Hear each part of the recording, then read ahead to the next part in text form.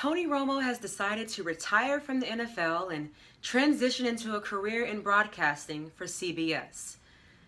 It's an emotional time for Cowboys Nation.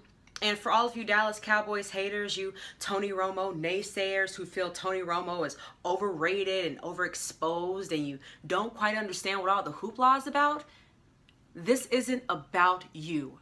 This is about the Dallas Cowboys fans, the Dallas Cowboys faithful, who for a decade have cheered, rooted, and pulled for Tony Romo and the Dallas Cowboys through the ups and downs, the triumphs and failures, the injuries, the setbacks, and the comebacks. For us Cowboys fans, who during the 2016 preseason watched our star quarterback go down and out with yet another injury, looking at potentially another doomed season, only to see the third-string, fourth-round rookie quarterback Dak Prescott unexpectedly lead the team to a successful season.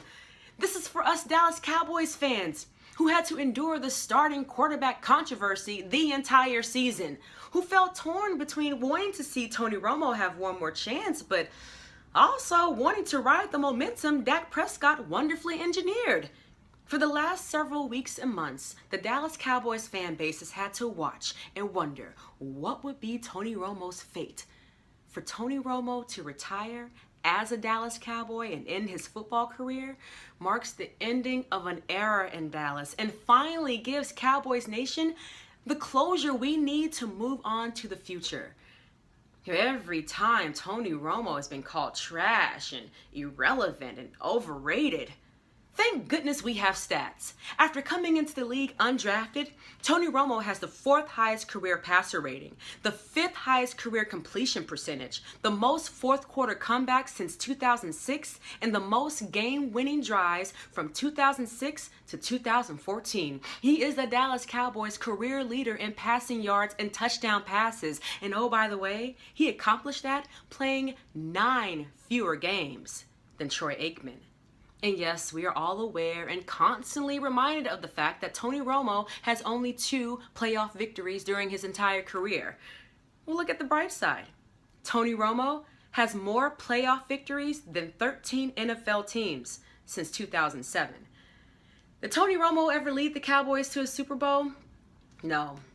Did he let Cowboys Nation down at times during his career? Certainly. Did his inability to stay healthy impede the success of the Cowboys in the past? Absolutely.